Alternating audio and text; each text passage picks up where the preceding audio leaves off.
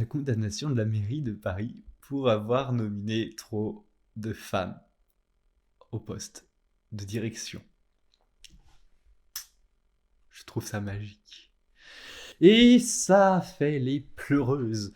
C'est absurde et dangereux, comme dirait Hidalgo. Cette amende est évidemment absurde. Plus encore, elle est injuste, irresponsable, dangereuse. En fait, mes chers collègues, ce qui est très beau avec la bureaucratie, c'est qu'elle ne connaît absolument pas le discernement et que donc elle ose tout. Tu sais à quoi on reconnaît con, c'est que ça ose tout. C'est magique. C'est-à-dire que sur une loi qui de base voulait promouvoir l'égalité homme-femme, eh bien ça se retourne contre ces personnes-là. Et en fait, ce que je trouve très amusant, c'est que du coup, ça illustre un point que Moss Maiorum avait mis en avant, c'est que l'égalité homme-femme n'est pas à 50% pour les féministes, mais réellement 70% pour les femmes, 30% pour les hommes, dans le meilleur des cas. Et qu'on était exactement dans ce poste-là, puisque du coup, je crois, de mémoire... Non, je vais pas dire de bêtises, donc j'afficherai ça ici. Et je trouve ça intéressant parce que tu vois qu'on n'est pas très loin de ces pourcentages-là. Et je trouve que le côté, oui, il faut que nous, on engage plus de directrices pour compenser le fait que ce soit pas égalitaire partout. Mais en fait, c'est pas comme ça que ça fonctionne. Et je trouve que ça montre un visage du féminisme, mais tellement réaliste. Et ça me fait plaisir. Ah oui, là, je bande devant ça, clairement. Ah ouais, franchement... Ouais, bon, j'exagère un petit peu, mais ça m'a tellement amusé. Tu vois, certaines fois, les médias, c'est pas négatif. Tu peux te taper des barres de rire, tu vois. Et là, j'étais explosé. Franchement, faut sabrer le champagne. Montrer son vrai visage comme ça. Bon, après, quand tu regardes les commentaires, c'est affligeant de voir à quel point les gens sont lobotomisés par les blue pills.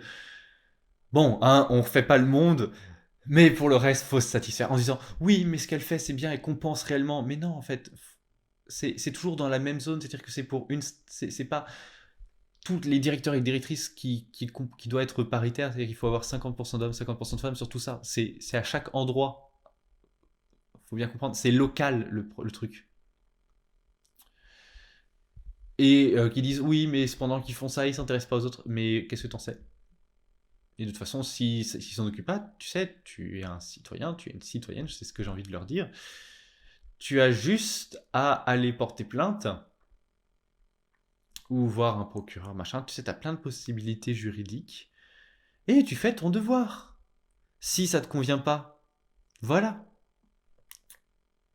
Mais il s'agit pas de venir pleurer dans les jupons de sa mère et de venir pleurer en disant oh c'est méchant sur les commentaires d'une vidéo YouTube ou sur Twitter et compagnie.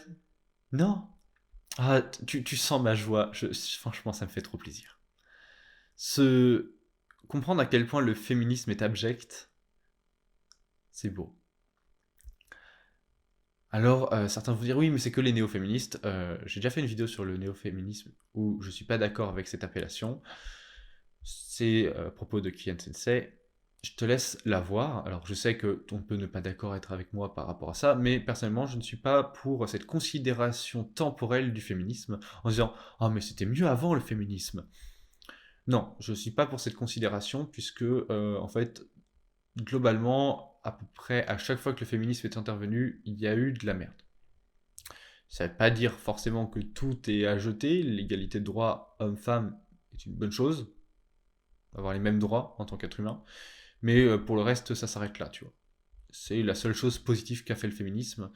Et en fait, je pense que c'est même pas le féminisme qui l'a causé. Je pense que c'est une tendance naturelle à l'harmonisation dans les sociétés. Donc, surtout avec le libéralisme, c'était naturel que ce genre de choses apparaissent. Donc, je suis même pas sûr que ce soit le féminisme. Mais en tout cas, maintenant qu'on a cette égalité de droit, c'est là où on se rend compte que le néo-féminisme, je fais une grosse parenthèse, on peut parler de néo-féminisme parce que du coup, c'est là où on voit le vrai visage, ou que finalement, c'était pas l'égalité de droit qui était voulu, tu vois. Enfin bon, c'était une parenthèse et j'ai pas vraiment envie de parler de ça puisque j'en ai déjà parlé dans mon autre vidéo, mais je trouve ça toujours intéressant. En tout cas, Merci Hidalgo pour cette petite pilule rouge que tu as si bien distribuée de ta propre voix. Merci. Puis, du coup, ce que je te propose, c'est que si cette vidéo t'a plu, bah, tu peux t'abonner, tu peux me mettre un like pour me soutenir, parce qu'évidemment, le camp du bien a une tendance au dislike et au signalement, machin truc, un peu forte. Donc, bah, un petit soutien, un petit commentaire de référencement, ça fait toujours plaisir. Pour le référencement, je vais te demander ton animal préféré. T'as le droit de dire le lapin. En fait, tous ceux qui mettent pas lapin, ils sont ban. Non, je déconne. Mais voilà, c'était le petit truc. Allez, sur ce, on se retrouve dans une prochaine vidéo. Ciao!